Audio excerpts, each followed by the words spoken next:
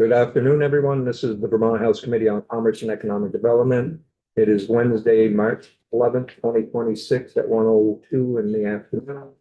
We're here to continue discussions on HB 85, again, an act relating to remedies and protections for victims of coerced debt. So we have Rick Sago from Legislative Counsel Office, who's going to give us a little reminder of how debt collection works according to federal law. Good afternoon. Rick Sagal with the Office of Legislative Counsel.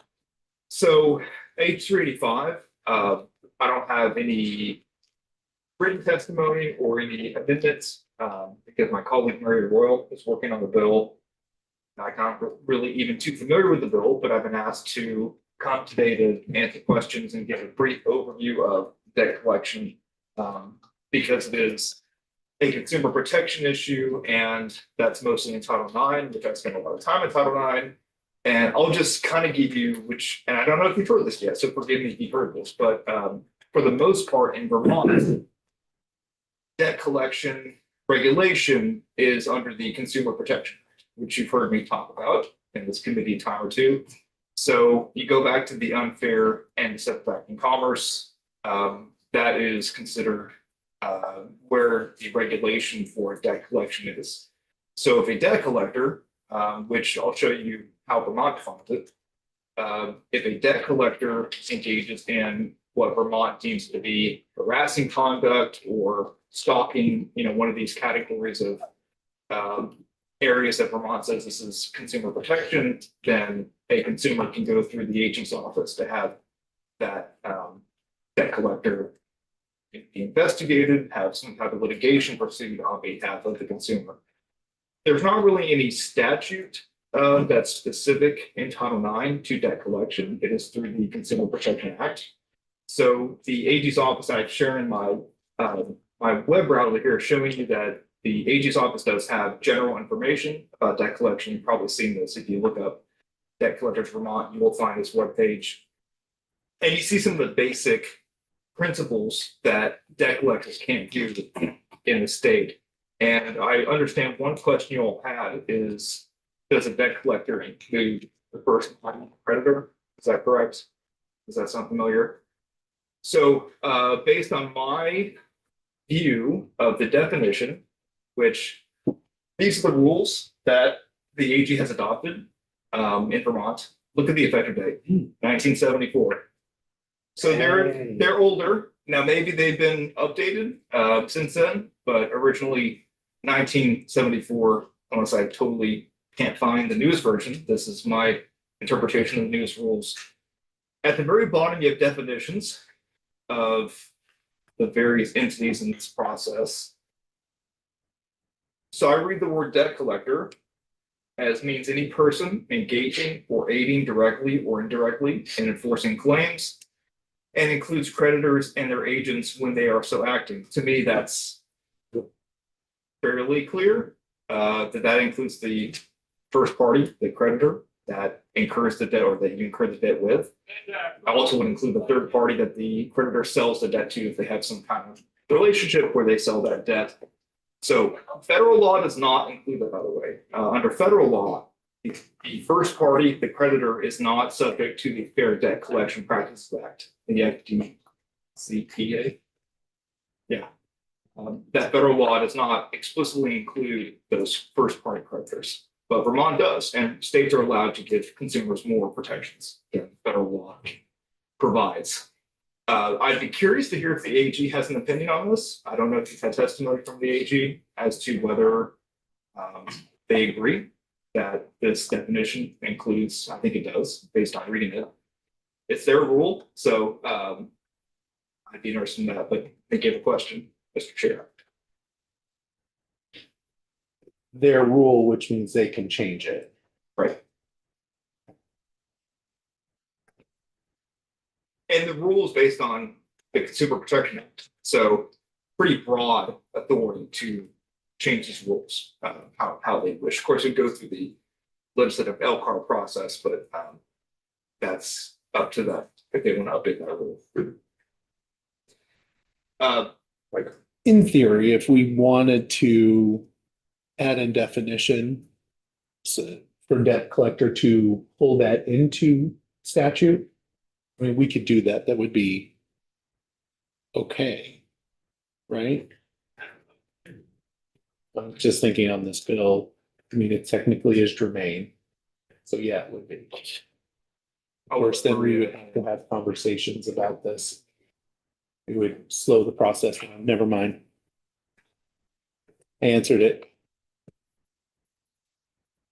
So, continuing. I didn't want to get the text message from Edie.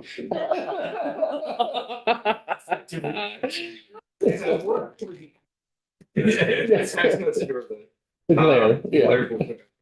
So, here again, this is back to the AG's webpage. This is their interpretation of rules. So, if you don't think you have enough information here about the protection of consumers, just go to the page based on those rules. If you want to know more about the federal laws, the Consumer Financial Protection Bureau has pretty good information online. The law is, I think it's a law from the 1970s, the FDCPA. However, the rules were last updated just a few years ago. But it mirrors Vermont's in a lot of ways. But again, I think what this committee had questions about was that, do debt collectors include that initial creditor? Federal law, no. State law, state rules appear to be yes. But if you look at how often can they contact you? Did you know they can contact you on social media? I didn't know that. I read that today. They are allowed to. But of course, if you contact them, if you tell them do not contact me on social media, they can't. But the consumer has to be proactive in that to prohibit that. So there's a lot here. So that's why I can't give you a detailed, analysis, and most of it's got a law. However, if you have questions, I'm happy to maybe answer them now, but probably answer them via email later or tomorrow. Yeah.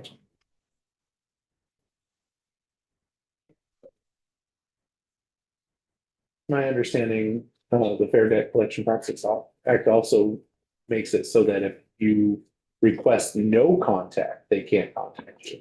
They can still contact you, but it has to be, I think the next step is a letter telling you what the debt is. You've asked us not to contact you, and this is what we're going to see. Either we're going to file a lawsuit or we're going to do something. So there is that kind of stop. And the consumer has to make that clear in their notification that we think this debt is not legitimate, XYZ. There are letters that you can download, that like templates that you can send to a debt collector that enforce those rights you have under federal law and probably state law too. But so it's not a complete stop of contact, but they will cease the harassing.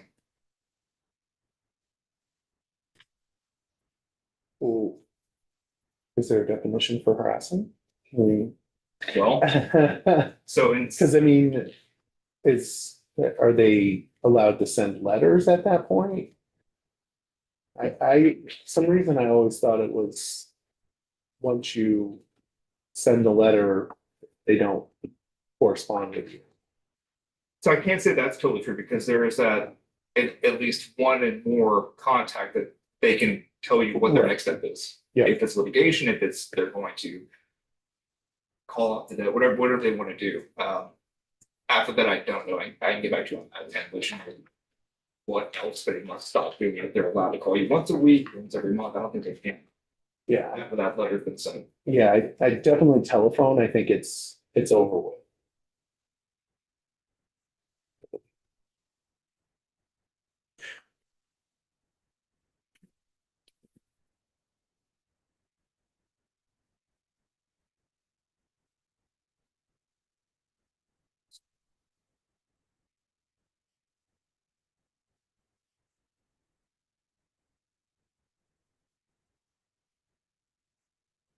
anything else?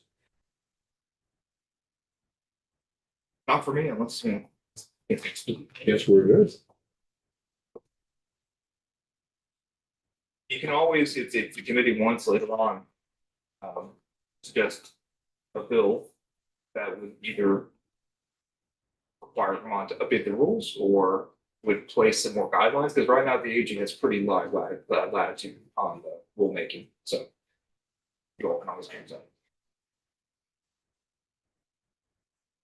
So you want to look at it? Thank you. Yeah. well,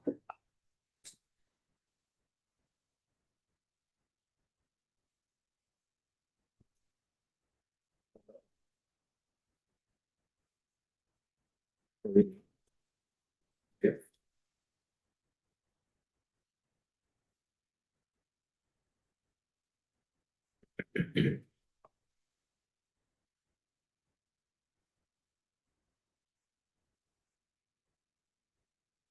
Well, yeah, Are you there? it's been a long time. Sure has. Okay. Feeling like I'm in withdrawal, not having daily contact over the last week or so. So Maria Royal, Legislative Council. I'm going to walk through the latest draft with you. Which is draft 1.16. For those who've been following along with judiciary, yesterday judiciary review draft 1.15. I know you're going to hear from members of the judiciary later. This draft is exactly the same with one exception, and that is that it includes a proposed definition of good faith. So just wanted everybody who's been following along or looking at yesterday's updated draft. So as noted, revisions from judiciary are highlighted in yellow. The revisions from this committee are in gray. And I'll touch on the judiciary issue so you're familiar with them as we go through. Ian can also speak to them as well. So first, under the definition of coerced debt, there's a proposal to just strike the reference, the exclusion of final judgments from the definition. That was something that the Vermont Bankers Association suggested that they no longer needed to do that. And that's because under the civil remedies section, a court has the authority to vacate any prior final judgments in the event that there's a finding of coerced debt. So, yeah, so we thought it's no longer necessary here. There's a proposal to include a new definition of what's termed future abuse. And this comes up in the context of a debtor not wanting to disclose the identity or contact information of the perpetrator out of concern, some kind of retaliation from the perpetrator. So they want to be more specific about what kind of abuse or harm is contemplated. And so they use the term future abuse, which means abuse is defined under Title 15, and that's the domestic violence definition of abuse. As you have referenced here, except that the abuse need not occur between family or household members. So just broadening the definition. So, as I mentioned, a new definition for you to consider, and that's good faith. And the proposal is to cross-reference a definition under the Uniform Commercial Code. And that definition, I'll just read it to you. Good faith, except as otherwise provided in Article 5 of this title, means honesty in fact and the observance of reasonable commercial standards of fair dealing.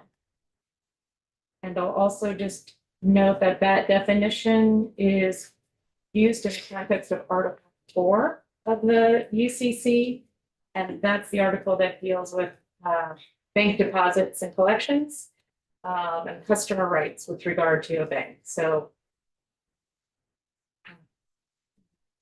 like that.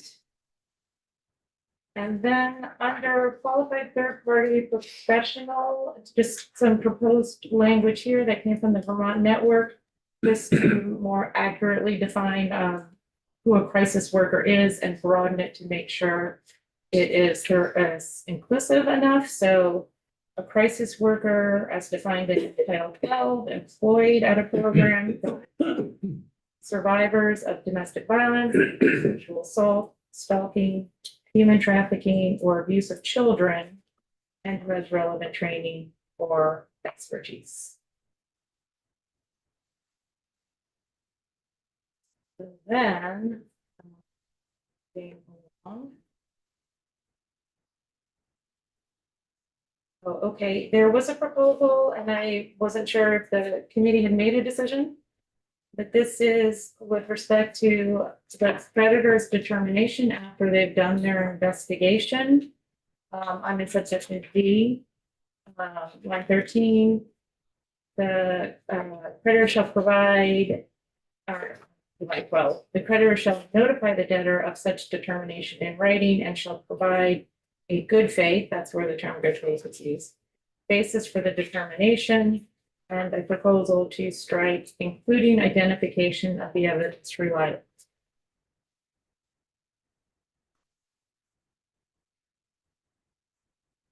And then I believe the committee decided that if a creditor determines that the information presented does not establish that the disputed debt is coerced debt, the creditor may recommence collection activities. However, the creditor is prohibited from selling, assigning, or otherwise transferring the debt. So they would have to keep it.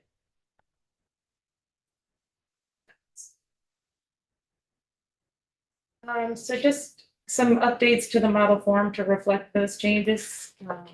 So to temporarily or permanently stop collection, as opposed to what it said before was just to stop collection.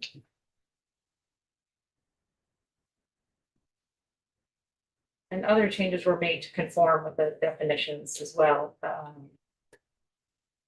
And then also,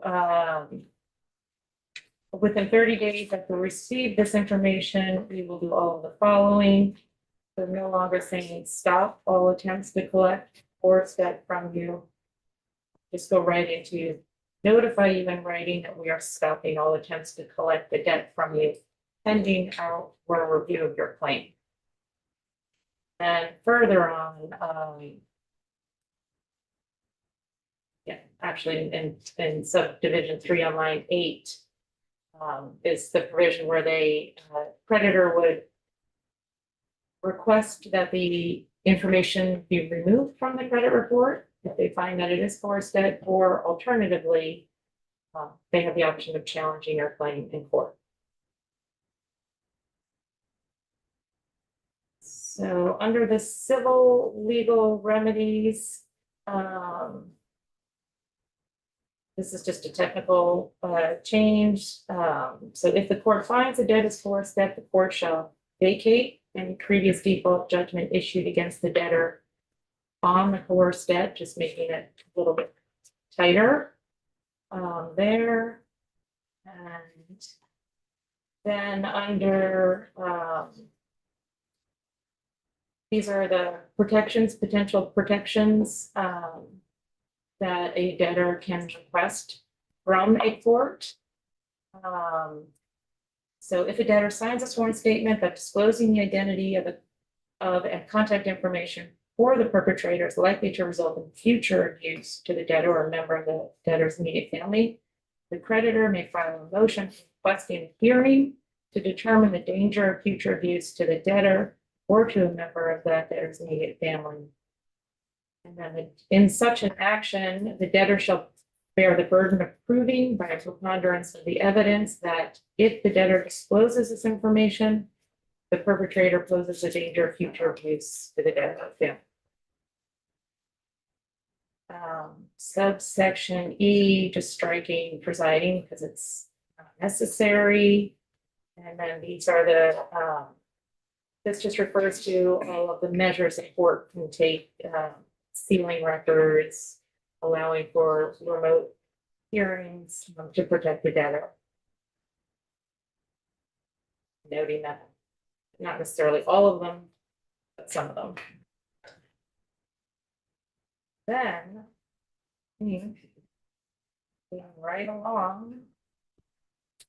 If we get all the way to, we go through the suspicious banking holds. And the last section.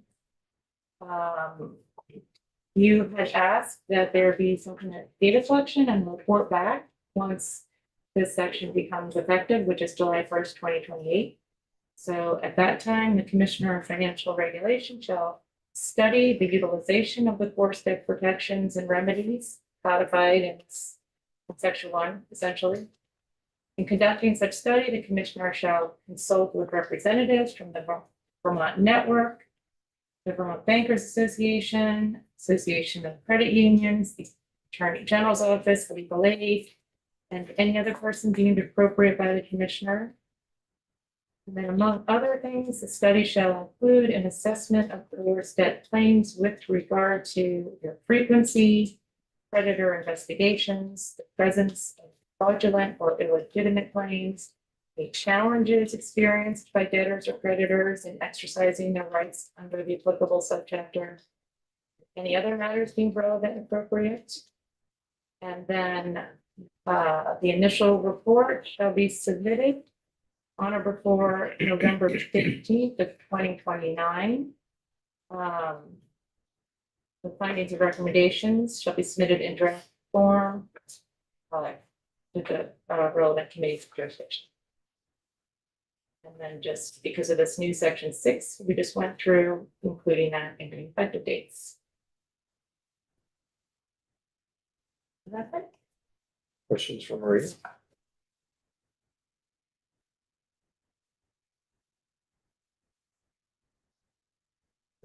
Thanks, Maria. Before we have others ask Representative now to come in. Become judiciary's proposal, and then we can hear from everybody else, so that we're talking about everything in the bill. I know Charlie's texting him right now. I'll go down. Jonathan. Let's walk down and he's not looking at. If Jonathan is sent to their committee of system. Oh, sure, okay. It's all right, I'll find someone else to ask. Can I ask Maria if you want? Oh, Oh, this way. so I have a question. It's kind of going back to, this is not part of the recent edits, but the definition of debt and credit, who the potential creditors are. I've just been trying to think through all the different scenarios of who could, my reading of this is this definition of the creditor could be anybody, person or business that is owed money.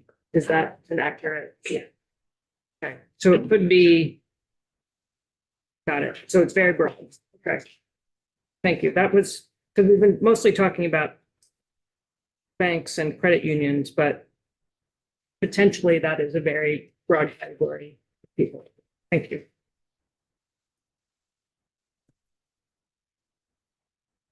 Thank you.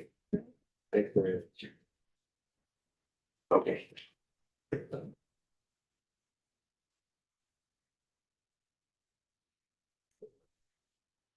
Now I'm back. I felt big for a moment. So hello, everyone. My name is Ian Goodnow. I am a rep from Brattleboro in District 9. I am the lowly junior member of House Judiciary who is in here to answer your questions and give you a little info on what we've done on H385. I apologize for my voice. I've lost a little bit, but I just took a cough drop. So Mr. Chair, I wanted to check in kind of how you'd like me to do this. I'm happy to talk about sort of the process that we did, or else I can just answer questions. No, I think it'd be great to let us know what, what judiciary looked at, and your reasoning for making the changes. Yeah, absolutely. I love to talk, so it's a great opportunity. So Judiciary looked at the definition section as it relates to the section on the civil legal remedies, which I'm looking at draft 1.15, which I don't know if that's the same one that we're We looking have at. 1.16. Okay, but probably. Yours hasn't changed. Yeah, so which starts on page 14. So there were some definitions that were important for the legal remedies section. Probably the most important one was the new definition for future abuse, which is on page 3. This is, I really like it when we're able to reference existing law, and I think this does it quite elegantly. We pull from 15 VSA 1101.1, which is the like domestic abuse definitions, and what we did was basically put that definition and said it's going to be that abuse, but it doesn't have to relate just to like a family member doing the abuse, which is what the current definition in that subsection does. So, we're not rewriting anything. We're kind of letting it cross-reference. So that's very important because if you were to go to this the civil legal remedies section, which is what we spent the majority of my time on, one of the things that we were looking at was question around disclosure of the perpetrator of the course debt. And one of the questions was whether there's risk of future abuse. And so that was something that we spent the time on. But beyond the other definitions, a couple things around. To make sure please. Okay, so we're going to referencing the statute that describes what abuse is, but that statute says it's between family members. And we're here saying plus, and not just that, all the things, all the activities, but not limited in the relationships. Yeah, yes. Okay, okay, I think I got that. Yeah, and the idea here was that the perpetrator, and that's not the word we actually use here, right? It's the Well, we perpetrator. It is perpetrator? The perpetrator in this bill could be someone who's totally outside of the family dynamic, right? So we wanted to make sure that the definition of future abuse didn't curtail that type of perpetrator who was not like in the domicile. But beyond that limiting language, that definition is very good, and that's why we want to use it. Does that answer your question? Well, I'm saying, why is it future abuse, not just abuse? Why is the term being defined? Because this is, and that's kind of where I was going next. So the civil legal remedies section is why it came over to House Judiciary. This is a court process for what happens, essentially, if the debtor, the creditor can't come to an agreement, and now we're in court to essentially figure out what's going to happen. So that's a court process, that's judiciary, that's why we're there. And we spent a long time looking through the sort of structure that you guys proposed. Looks pretty good as far as the standard that you established, that it's got to be a preponderance of the evidence, that you create a prima facie case for the debtor, which we talked a lot about. It's a policy decision, but I think understanding what this bill is trying to accomplish with trying to take some of the burden off of the debtor who is a victim of coerced debt, creating a simpler way to at least establish the prima facie case makes sense to us. And so we didn't really change much of that. Where it really got tricky was the question around disclosure of the perpetrator to the creditor if coerced debt was found to have happened, right? So you've gone through the civil process. The court has adjudicated that, yeah, we got coerced debt, and now creditor is like, great, I want to collect against the perpetrator. There's the bad guy, I want money from him. There was in the language that you sent over to us, there was a kind of a less clear way of exactly how a perpetrator may not be disclosed to the creditor. So we really worked on that section and tried to clarify a court process for determining whether disclosure of the perpetrator should happen or not. That's where we get the future abuse, because we wanted to talk about the question of, okay, what are reasons why the perpetrator should not be disclosed? Should be if there's a risk of future abuse. Whose burden is it to determine whether there's a risk of future abuse? We put it back on the debtor. So now, as you'll look through, this is on page 15 of my draft version. Basically, we said that it's going to be a motion. So the debtor needs to move the court to allow to allow for the perpetrator to not be disclosed, and you'll see the burden of proving that beyond the preponderance of the evidence that the debtor discloses the identity in the conduct of the perpetrator, it poses a risk of future abuse to the debtor or to a member of the debtors. So that kind of like puts it back on the debtor. It gives the creditor an opportunity to have this procedure in court to determine, whether this perpetrator should be disclosed or not. Final thing that we kind of worked on, I'm probably going on way too long. So the final thing, I told you I'd love to talk about this. The final thing that we talked a little bit about was in the language that you sent over to us, there were some procedures that was suggested the court could take, or protections the court could implement to protect a debtor. And the issue there was, I've never seen it before.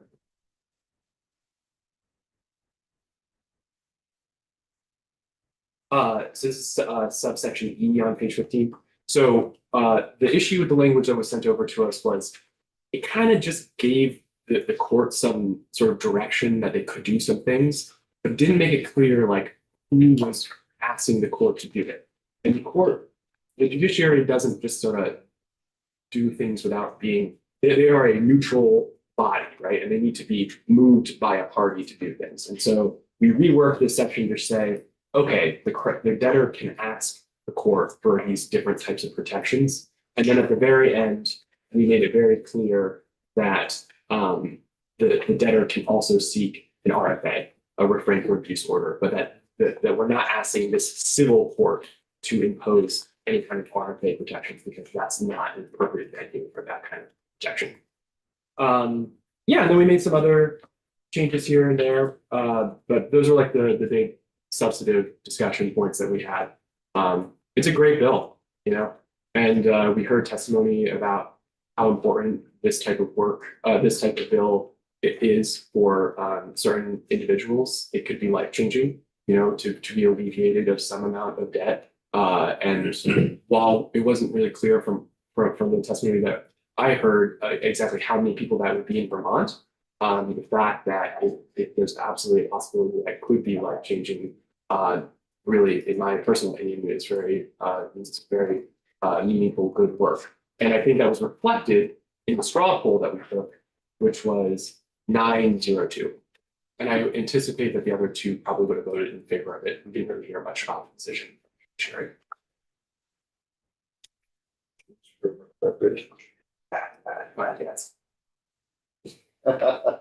Nothing? You were too I think thorough. you were too clear and too thorough. Representative Grant. Oh, Thank you, Ian. I really just want to say thank you to your committee, to you.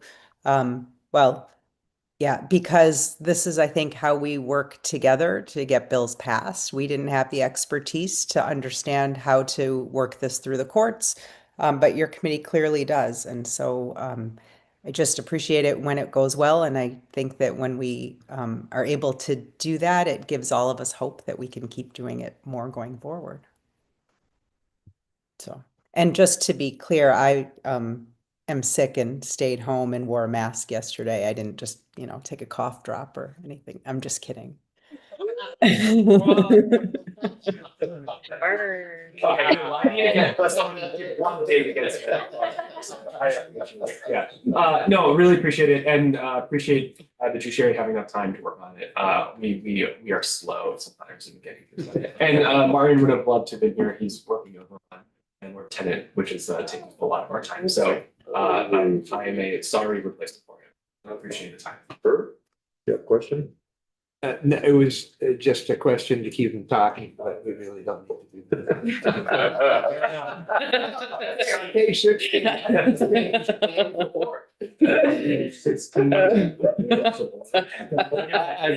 was gonna say, are you just using him? All right. Anything else? Thank you very much. Okay, thank you so much. Great to see you all. Chair Lalonde, and thank you to your committee. I absolutely will send those along. All right, have a great rest of your day. Thanks. Todd?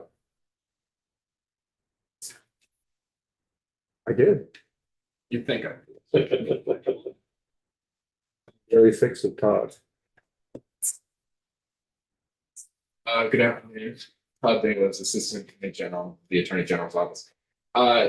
Mostly here to answer any further questions, but let me start by saying, agreeing with Representative Goodnow, this is a really good bill. I think there's been a lot of work put into this bill. You all are well aware of the history, the working groups. We've folks on that, the Director Cap, Chris Curtis has been deeply involved in this. He's not available today. And so we continue to support it. We support the direction it's moving in. And I'll leave it at that unless there are questions from folks.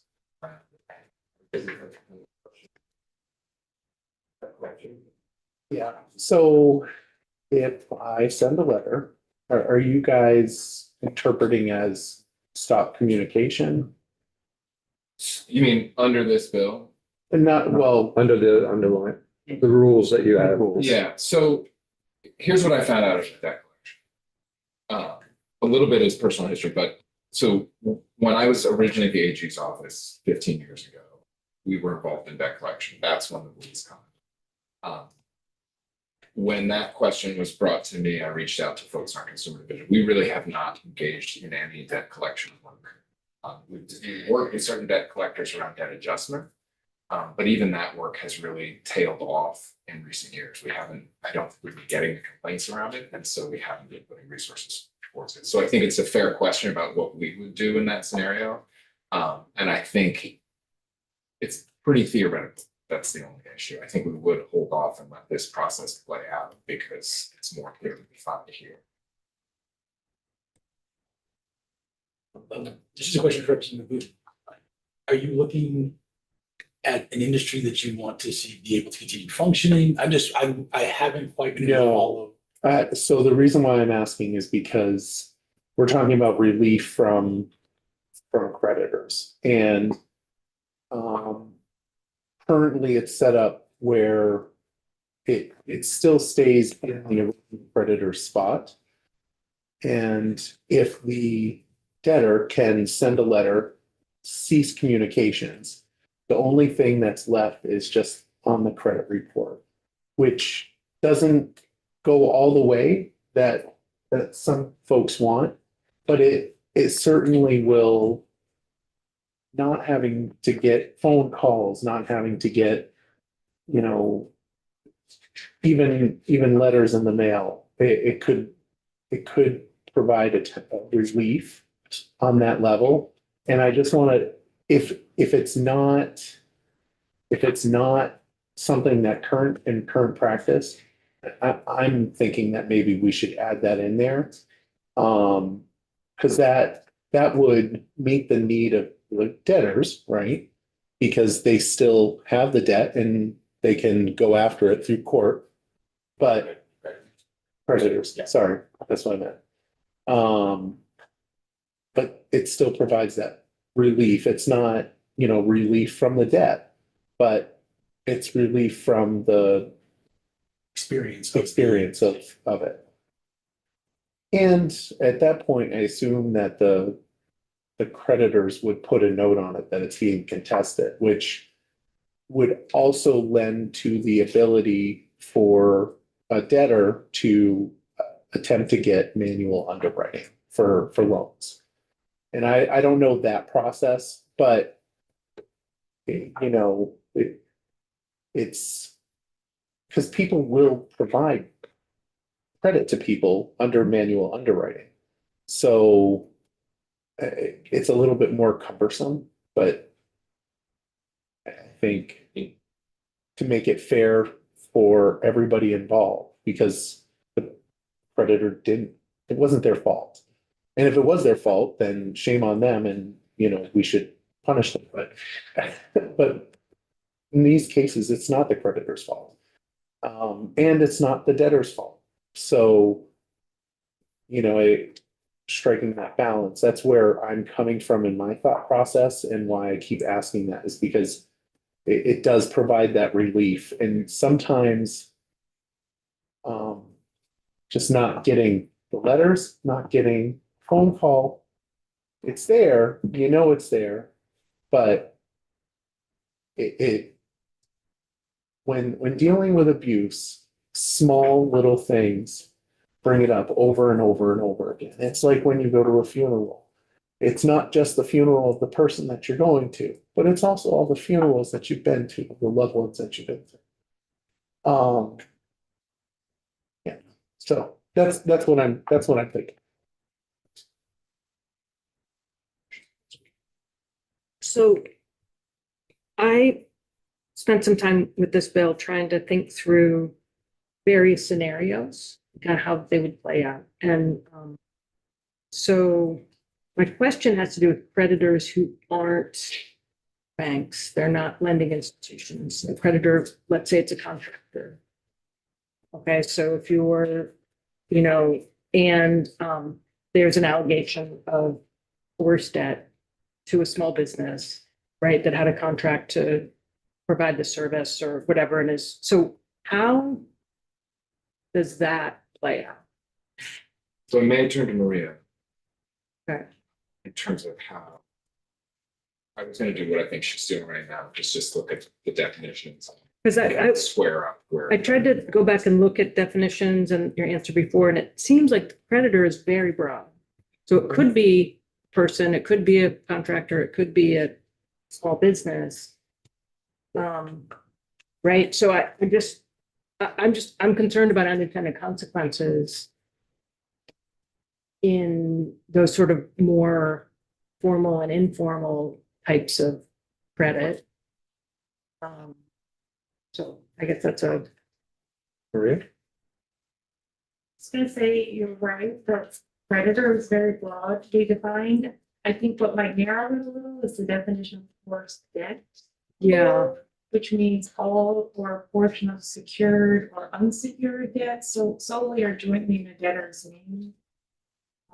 Whether something like a lien, based on failure to pay, meet this. Right, so if a scenario like that where it's a contractor who is looking to get paid and then right, they could put out a lien, they could just be trying to collect a debt.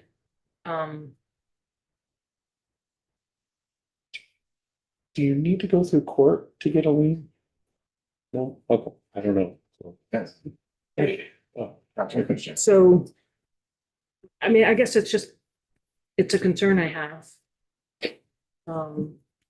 About what is potential effect to small businesses. And the one thing I would say, Representative Duke, is, looking at, as Maria suggested, looking at definition of course debt, right? It's got to be debt that's incurred as a result. And I think the goal is to give people relief from debt that was incurred as a result of domestic abuse, right? So the nature of the creditor matters less than how the debt was produced. And that would seem to me, the bill is appropriately agnostic on who you are in that. Right, it just puts a risk onto, right? It does, but it also, I would say, my understanding is provides an avenue for potential relief for creditor. Understood. Yeah. Oh, wait, because then, I guess explain that. My understanding is the creditor could then, once it's proven to be coerced debt, they can go after the perpetrator. It's, yeah, it's perpetrator. There is, I mean, I think part of the hope I would look to the network and folks advocating this, is that there is at least broader knowledge and understanding in the commercial space around, you know, awareness around coerced debt. And being. Yeah. aware of it. And then another question I have has to do with so, and this, I know we talked about it early on about sort of secured debt versus unsecured debt. So if it is secured debt, is there, like it's a little bit unclear to me whether or not that can the creditor go after what has been secured with the debt? You see what I mean? Like, let's say it's a car or a house, or, you know, I don't know, the house is wrong. That's different, but a car is a great example, right? So and I know we talked about the example of like the car is gone, right? That's different. Like, let's say the car is there and there's this process of saying they are saying it's, you know, they're filed the paperwork, say this is coerced debt, but the car is there. Can the creditor repossess the car? And then the remaining, if there's a balance left on the car, that's what's remaining for the coerced debt? Yeah. But if there's not, you know what I mean? It just doesn't say it in the bill, I or I couldn't find it. Yeah, so let me ask them to address that. It's on page 14. Subsection 8, trying to define the data. So with respect to coerced debt secured by tangible personal property, nothing in this subchapter shall affect the creditor's right to enforce security interests on Okay. default, including repossession, surrender, or court-ordered seizure of the subject collateral. Okay, However, a creditor is prohibited from collecting or seeking to collect any deficiency from the victim of coerced debt. okay, Any Deficiency, so if they get the collateral and it's not enough to satisfy the debt. they can't go Okay. after- so they can repossess the car, They can. but if there's $1,000 difference, they Correct. could not, okay, great, that It's makes going me to feel the better. perpetrator Yeah, if there's a finding of coerced debt. okay. Great, If they determine that it's course debt. Right? okay. I got one more question. This is maybe for you too, Maria, which is going back to, I've been noodling on this, the sort of that, I've forgotten what it's called exactly, the qualified third party professional, which has just bothered me since the beginning. But I'm wondering if the way it's written right now, it seems like that qualified third party professional could be from anywhere in the country, right? Would it make sense to have it be, it's got to be a Vermont licensed professional or third party? Question, Yeah, really? You know, then where it is narrowed a little bit, just get on page 5. The third party professional has to sign a sworn certification for penalty of perjury, page 6, that you are a qualified third party, you've had in-person contact or face-to-face contact through an electronic medium, so it could be Zoom, and then based on those professional interactions, have a reasonable basis to believe. So those are the parameters. You're right. It doesn't specify. It's a Vermont. but in this scenario, could you move to Nevada and then file a coerced debt? No, claim, whatever, I've got to work on what right language to use. Could you file for a coerced debt in Vermont from another state, right? Like you acquired, the debt was acquired in Vermont. And then you move across the country to get, you know, for legitimate reasons. And then you want to file for coerced debt in Vermont, and you use a qualified third-party professional in Nevada and file it in Vermont. So you're getting into jurisdictional issues about the court, but I think if Yeah. your debt is in Vermont and the creditor is in Vermont, there's Yeah. probably jurisdiction. Yeah, And then otherwise, I'm not thinking, my mind isn't thinking fast enough. I don't see anything in here that limits your ability to consult a professional in another state, but you still have to have the documentation. right. meet It's the all filed requirements. here. It's all filed in.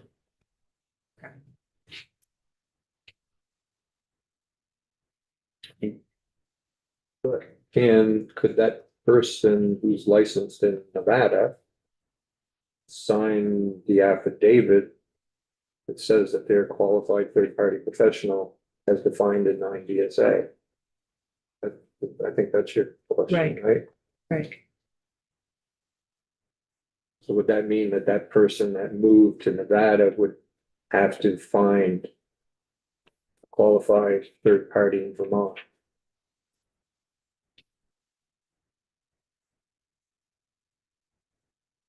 Sorry. Are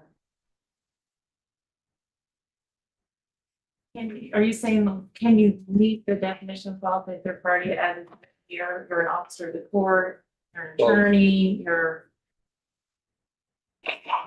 If you can be out of state and meet this definition. Relief.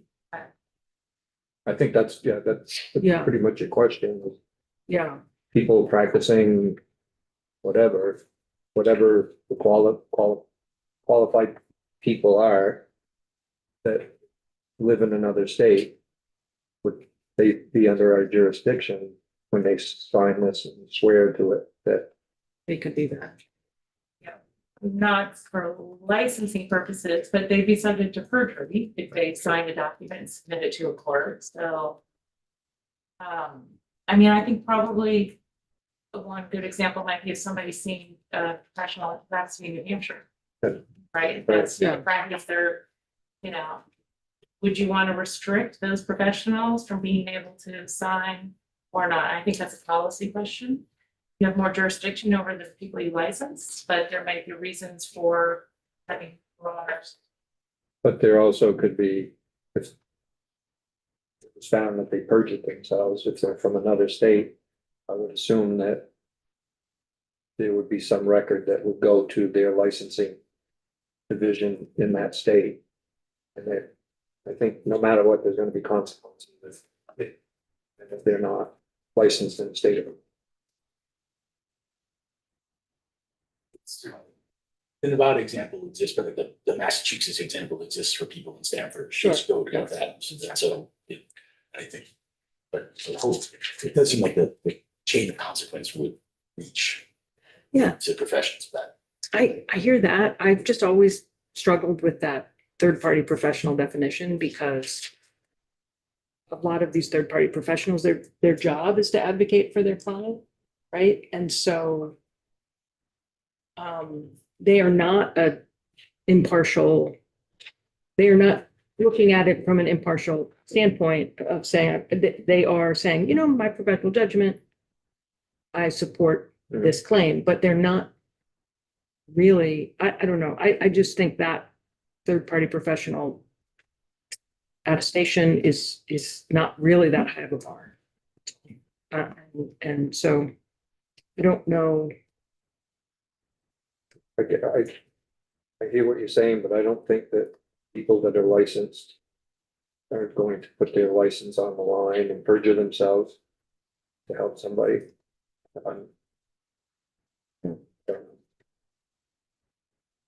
I kind of agree with that. And I think the safeguard, I think was mostly around the notarization of perjury issue. Yeah. No matter where the heck in the country you live.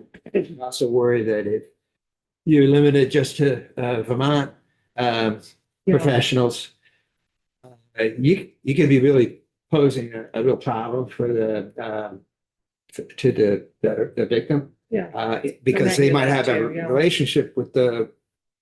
the professional in Hanover or something. And that person may be the only one who really, they have a relationship with and knows the facts. I mean, I get where you're coming from, but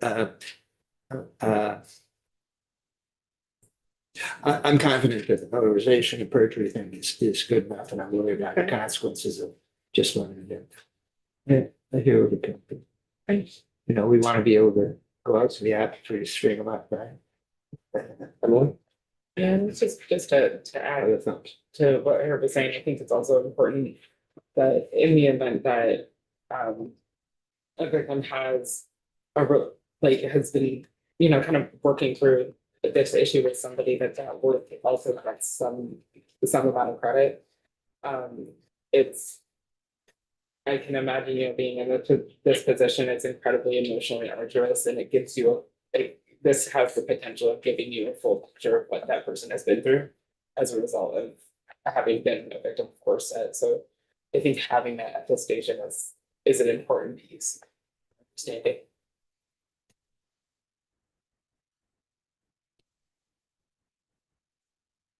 Anything else for Todd? Thanks, Todd. Oh, I had one question. As far as study, Um, oh, the consultancy, that's right. you just want.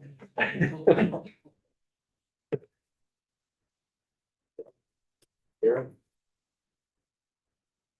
You guys want to be together or? I'll go first and then I'll pass it on. Okay. For the record, Joe Valenti, Director of Policy at the Department of Financial Regulation. I will speak briefly about the study requirement that was added in section 6, and then I'm going to hand it over to Aaron for another aspect of the bill. But in terms of the study requirement, if it looks familiar to you, it was very heavily borrowed from Act 23 that was passed last year. Same stakeholders that were convened to do the report that we submitted back in January. Slightly different questions, of course, because we're trying to see how the bill is working out in practice. It's important to have a wide range of stakeholders at the table to do this, because similar to what we discussed with the suspicious transaction holds, it's really hard to get a full picture of what's going on.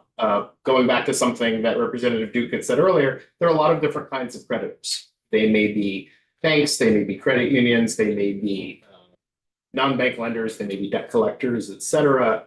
And some of these entities are under DFR oversight, some of them are not. And that's a point that Aaron will discuss in a little bit more detail. And so it's not as simple as can we just collect copy of every form that was submitted, or can we just contact every single lender or debt collector that is out there? As we had heard earlier today, even debt collectors are not are regulated but are not formally licensed. So the idea here is that we would get the stakeholders together, knowing that the banks and the credit unions would have a sense through their associations of what's happening, not just for the Vermont chartered banks that DFR has insight into, but banks and credit unions chartered in other states, as well as the national banks that are out there. And then for the other types of lenders, there are licensed lenders under DFR's jurisdiction, but there may be debt collectors, others where we don't have that level of visibility. We would also be able to get information from the advocates, from the Vermont Network, from Legal Aid, to hear about, how often are these claims being filed, what is happening in that process. And the language is intentionally structured to really emphasize and assess both the debtor and the creditor's ability to exercise their rights under. So in essence, we're bringing the band together again for another round of discussion and analysis. And it really does take that sort of mixed methods approach to be able to paint as full a picture as possible. So that is the goal there. Any questions on that? Okay, well then I am going to pass it back to Aaron. I did want to say before the break, we had a discussion around our authority and ability to be able to look at how the law is being implemented, look at compliance through exams. And I just want to level set with the committee about sort of what we can and can't do in the exam process. And so to clarify our position on that, I thought I'd bring in the deputy commissioner who can talk more about how our exam process works. Thanks, Joe.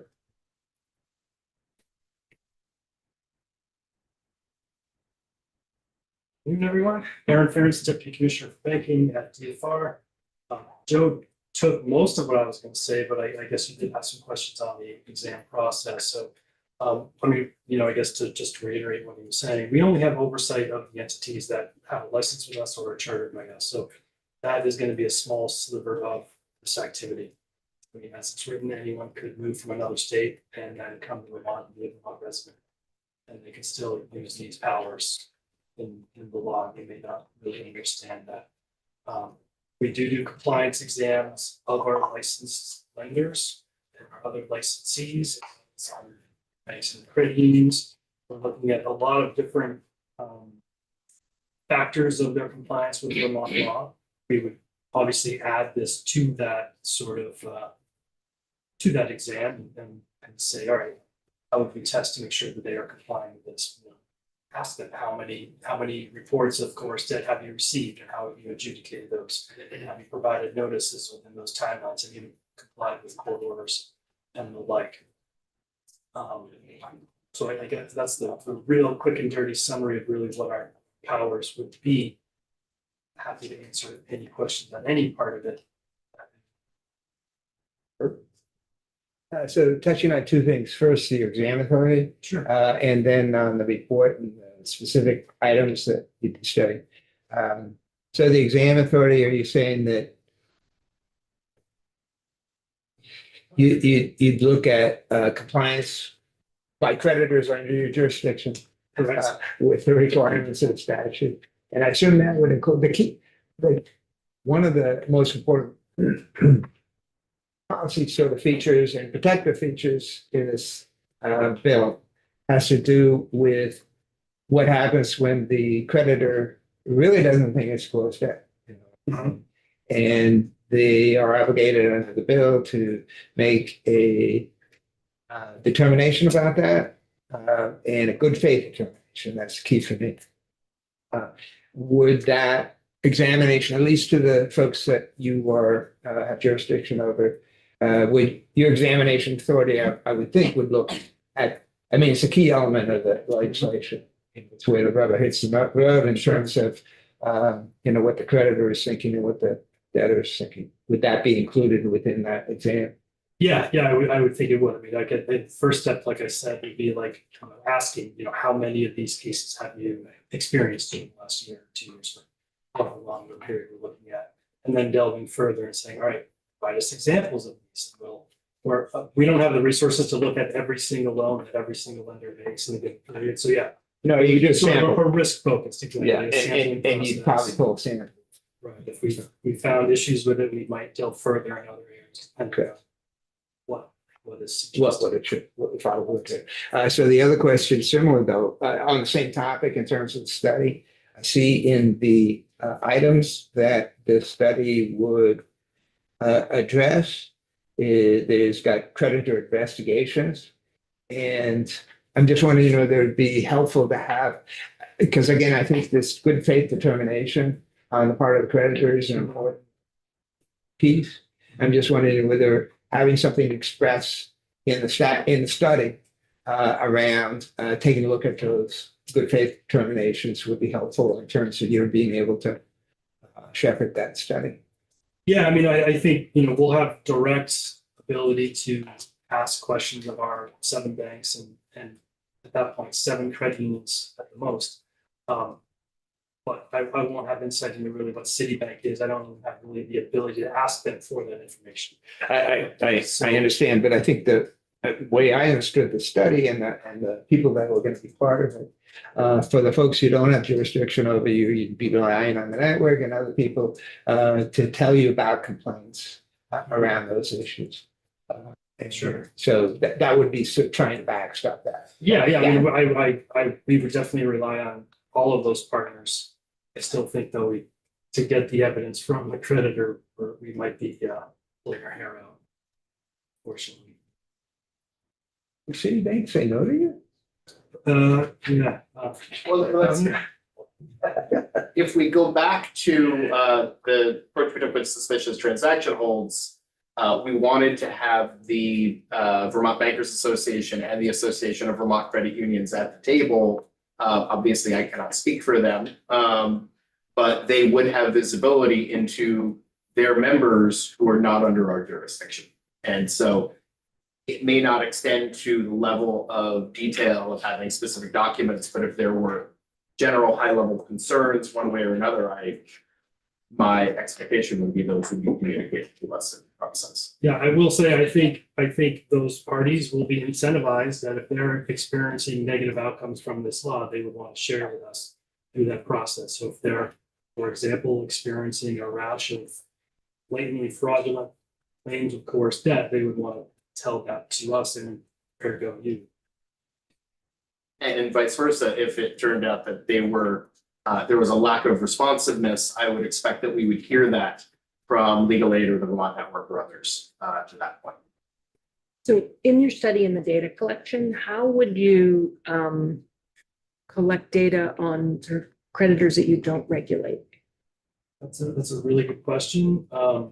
In other circumstances, a few years ago, we did the virtual currency kiosk study. We just sort of held public forums. We asked for, hey, we're gonna have a public meeting, we're gonna request public comments, those sorts of areas. Might be, well, I don't know if there's any other lobbying group that might represent those interests that aren't included or not. Give a sense of the scale of the group I was asking. You mentioned a small slice, I think was the phrase used for the current earlier. You know, who's outside of your purview? And I mean, is that the majority of who would be acting in this space? Yeah, I mean, I just think of every national bank, every federal credit union really is outside our general scope. There are 7 banks that are directly under our purview in Vermont, and there's over 4,000 countries. So then you add in all of the plethora of non-bank type entities that are. That was the part I was a little more.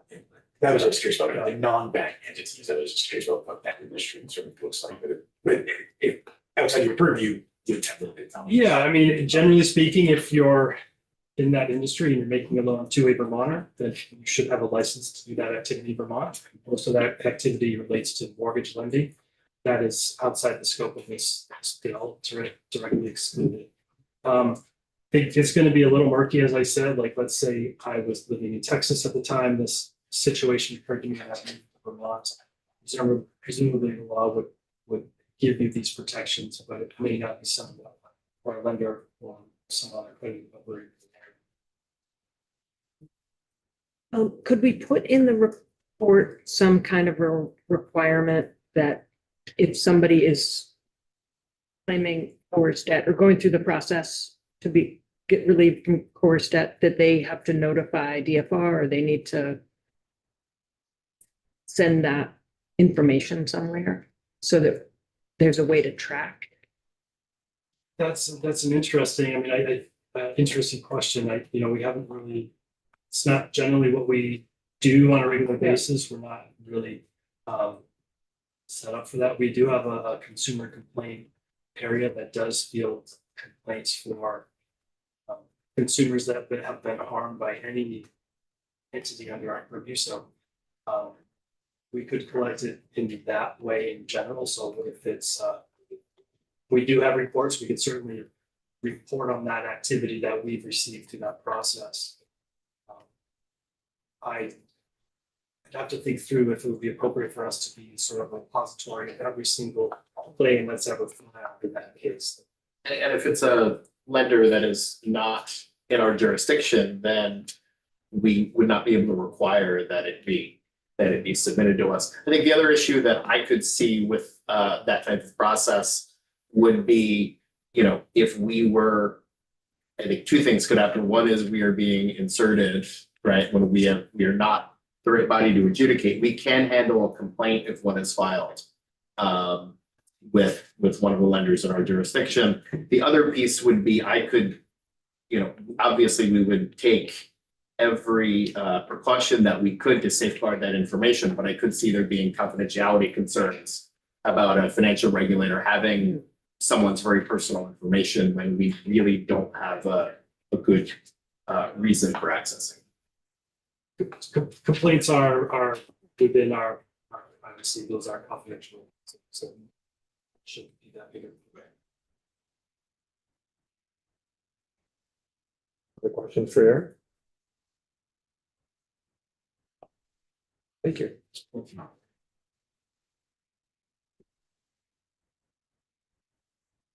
Chris, did you wanna weigh in, Charlie? Sure, I don't have anything to say, but if anybody has any questions, for the record, Chris Delia, President of Bankers Association, if you have any questions, I'm happy to answer. I think one outstanding piece that we have overlooked now is the transaction piece that we have in the bill as well. The transaction hold? Holds, yeah. Yes. So there was something that Charlie had brought to us that they thought we should remove is which is on page 23. Subsection 2A, associated parties talks about parent, spouse, adult, child. I was talking about is that they could be the perpetrator. So suggestion was to remove. Wondering what your thoughts are. Yeah, well, obviously it's a policy question and it's a bit of a challenging one because they could also be a party that can be helpful to stop the victim from being victimized. I can appreciate that there is a concern that they might be the perpetrator, but if bank has the ability to call the daughter of a potential victim, and that's not allowed due to privacy regulations that we have to adhere to, but that party could stop that person from being victimized. I mean, there's two sides to that discussion, so I don't know how you're gonna manage that, but I think from our perspective, we're gonna want to see a trusted third party identified by the account holder. And that's who we will focus on. At least to get this third party piece into play to see how it evolves over time. I know in subsection B says an individual customer is authorized to be contacted by the customer's covered entity. Again, so that they could very much be a perpetrator if you got a bad sibling or son or daughter, but they could also be the person that's gonna help the victim not be taken advantage of, so.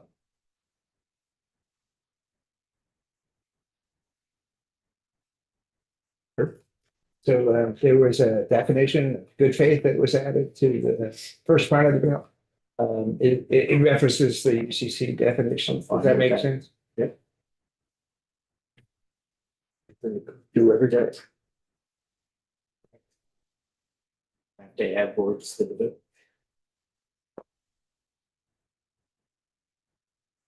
Any other questions for Chris? Thank you, Chris. Charlie, anything else you'd like to weigh in on or? Riley Glisserman, Policy Director of the Vermont Against Domestic and Sexual Violence. I don't have anything else that I would need to weigh in on. I think our testimony around the portion of associated third party remains that if someone has not been granted permission to parties' financial information, that they should not be contacted about it, and that in situations where there are suspicious transactions, we have concerns about perpetrators of abuse being contacted, or potentially, the child of a perpetrator of abuse. Family dynamics are very, very complicated, especially in the situations that are being addressed in this bill. We feel very comfortable with the through D. Of course, there is potential for abuse in all of these third-party definitions. But we think that the extra layer of granting a person access to your account information would provide some security for a survivor. And I would be happy to answer any questions on that piece or any other parts of the bill. Maybe this more question for Chris, but when, how are staff trained at the financial institutions when I know they're trained into trying, understanding what's going on, that this may be a suspicious transaction, and how are they trained to try to pull more information from person coming in?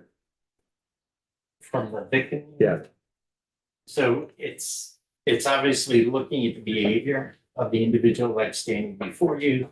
It's looking at the transaction and whether that's an unusual transaction or not. And what that does is it sparks conversation between the teller and the victim. And if that teller feels that it's warranted, they will bring the branch manager over to continue those conversations.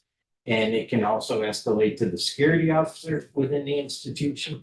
And then the institution can also reach out to local, state, and federal law enforcement to bring them in.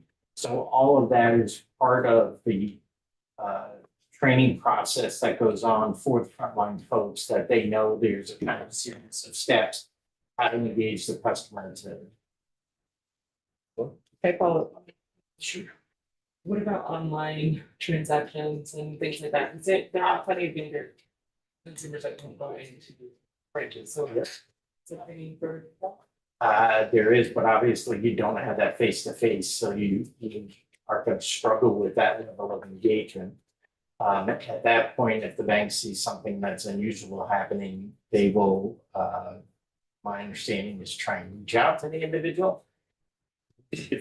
Yes, we often say your bank's never going to call you and ask you to give this type of information because that's how fraudsters get. So it does have a higher level of understanding for the people who are looking at those online transactions within the bank, but it's not as easy compared to being face to face. In the event that the bank kind of determines that some things, do they put a hold on it now? Well, if this goes through, we would have the ability to put a hold on it and engage the customer, yes. If you normally do every 2 weeks, say $1,000 worth of transactions paying bills. And all of a sudden your online pops up and you gotta pick another $10,000 transaction. This bill would theoretically allow us to put a hold on that until we have an opportunity to chat with you and make the determination. Maybe you're taking money out to make purchase or whatever it is. Those conversations will go on, and if it's determined that we think there's fraud, the hold will stay on there until we meet the obligations under the statute and time frames. That makes sense now, if you can't get in touch with the person, it just. Language is not there now. Sure, I understand. If you like, if you can't get in touch with, as in, you don't have that provision. If you're repeatedly trying to get in touch with a consumer. Yeah. Are there any actions that you can take that you cannot get in touch with that person? Well, I mean, again, under this bill, if we can't get a hold of you. Right, but that 15-day hold is gonna drop off at the end of that period. But theoretically, you've got your contact information, whether it's phone, address, email. So hopefully you'd be responding to one of those Things, but I points guess, of contact. I guess what I'm trying to think of is like, if somebody is in this abusive situation, not be. They might see a call from maybe not want to take it for, you know. Are we talking about two different things? Are you in a coerced debt abusive situation versus the transaction? Hold on, It could be two different things. Okay. They also dovetail, so it's like, Yeah, they you can. know. I think what you're referring to is the situation where, as you mentioned, the abusive, whoever's being abused is wanting to get out from under that, and that's gonna require them to take a large amount of money out. So you see they're taking $15,000 out, they're just trying to get money for a deposit on a new apartment so they can leave their spouse that's abusing them. You put a 15-day hold on it, now they're out of luck. Because Right. you can't reach them. I think that's what I you're trying to. think that is part of it. I'm also thinking about just like, you know, I get calls from my bank if I, you know, spend a little bit up and over, you know, they're like fraud department calls and they will lock my stuff down. You know, if I don't respond in a timely fashion. So Yeah. that's kind of what this is. Well, I think in the scenario you described, if it's of that level of importance, that person, if they're getting communication, is gonna wanna respond to the institution to share with them the circumstances under which they're taking those funds out, in order to move on to something better. So to me, what it sounds like is really, this is maybe something for the victims advocates to say, look, it's great that you want to do this, but make sure you let your bank know what's going on. So that they don't flag it. I mean, the transaction hold is designed to stop fraudulent Right, activity from occurring. And if those conversations are going on and the person says, look, this is where I'm at, and I'm trying to get to here in a better place. That's completely understandable. That's different than, you know, somebody's on the phone in my pocket telling me I gotta take money out and go to a crypto machine. right, because I can go to the, East Rise and say, look, I'm about ready to buy an RV and I'm gonna be paying cash, so you're gonna see a big transaction. Yeah. And that's enough for you to say, okay, well, this is expected. I think that's absolutely right. And, you know, we provide education and implementation support with all new legislation that impacts survivors. That's something we could certainly do here. And, you know, in no way are we opposing this section of the bill. What I do think is, and I think part of that is that we see there are potential benefits for a variety of populations, including potentially survivors in this language. These are challenging, really complex situations sometimes. And so when we're balancing the benefits and trade-offs of this section, a lot of it weighs out with the exception of A. That is the associated third-party language that I've spoken to. Intervening when someone is being victimized it's a very delicate activity. And so there are situations where, say, a perpetrator or someone who is related to the perpetrator might be notified of the suspicious transaction. That is the most dangerous time in a survivor's relationship. It could also be that I frankly, like, have an awful relationship with my sibling or my adult child, and they are not the best person to be intervening when I'm being victimized. So just something for the committee to consider. And I would be happy to speak to it more, but I think you all really understand, and it's just a policy decision. Other questions for Charlie? Abby? I have a question. So back to the sort of study and the data collection. I mean, you've testified previously that you think this is not something that is there's not going to be a lot of statements of forced debt in the course of a typical year. Yes, so when And I'm just curious, if you can reflect a little on like data collection, how will we be able to track this? How will we know? Absolutely. So as far as, you know, what we can provide, we work with a network of 15 independent nonprofits who provide support to survivors of domestic and sexual violence. They, by no means serve all survivors in the state, but they do serve thousands of survivors in the state each year.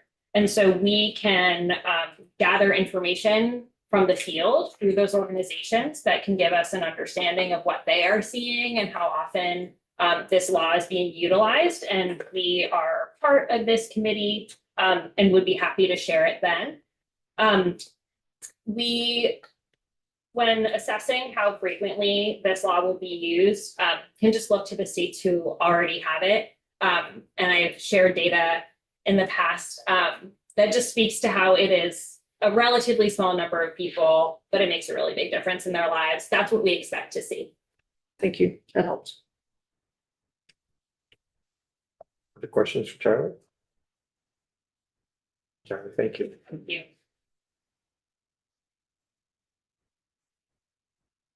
So, committee, I think, are we comfortable with the bill?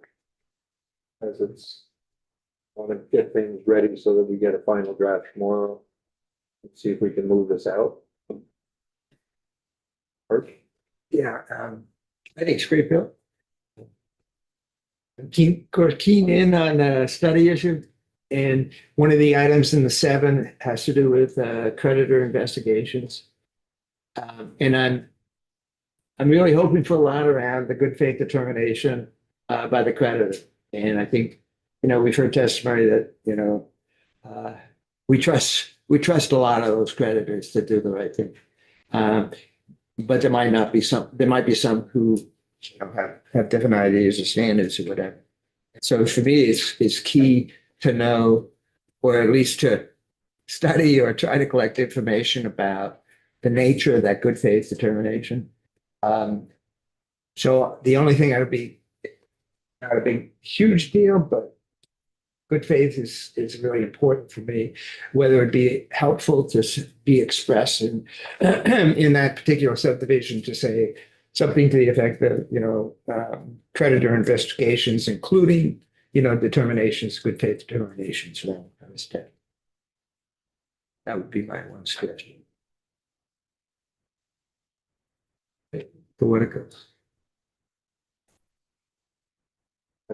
Oh, I'm not sure if this is necessary for updating in the report, but I am just interested in making sure we're able to track statements of course debt on all kinds of creditors and not just regulated creditors. And I think maybe, for what Charlie testified to, like that is maybe how we're able to get that data. Because I don't think you're gonna be able to capture everything, yeah, but I think, and as Charlie said, that the advocates, not everyone goes to the advocates, but Yeah. a good amount of people do, which will give us a better idea of what's going on, because, the network can provide that information to BFR. Yeah. You won't capture everything, but you're gonna capture enough to understand what's going on. because my interest would be really understanding what are unintended consequences and what is potential fraudulent activity. And then I guess if we have a good report, then in 29 or 30, then the bill could be amended. That's the reason why to gather. Right, that would be why, to do that and have a date and,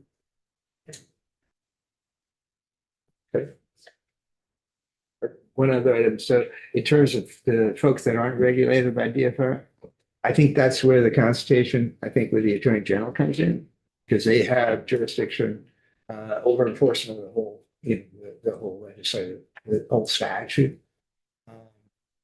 So maybe they have an access to understanding complaints that might be filed against a national bank or folks that aren't directly being related. Right, John?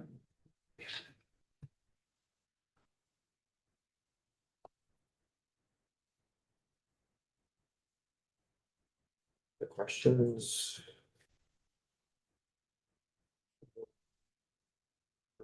Something out there, what do you people think?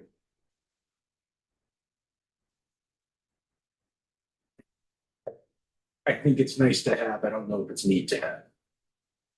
And I like where it's at now. I'm comfortable with it, and I know that there's more we can learn, but perhaps we'll be able to refine what may have been missed in some ways if we wanted to learn more. But I am curious, I mean, this is a process of discovery as people realize, oh man, that's actually what's happening. You know, this is, and as they interact with service providers, you may see there's this kind of an important first round, and I'm glad to hear from them.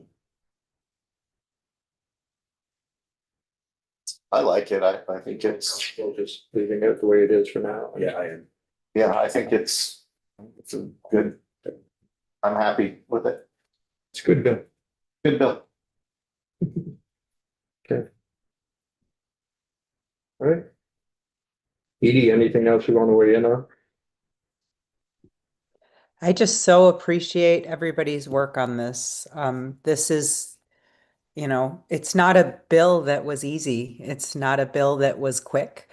We started it last session or last year.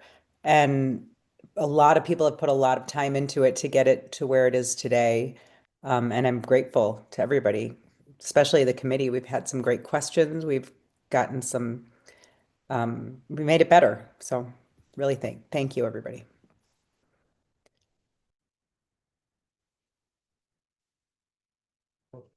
If there were any changes, is there anything else you need from us, Maria?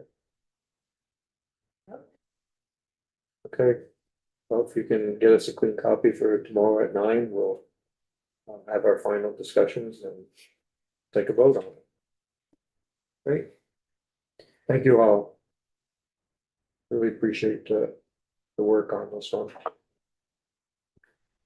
So we'll take a break till 2:45. Hey, our clock's back. Yes, I'm gonna fix it. It's all bad. You fix it. ITA fixes it, so. Nice. So we'll be back at 2:45 to have more discussions on 211. So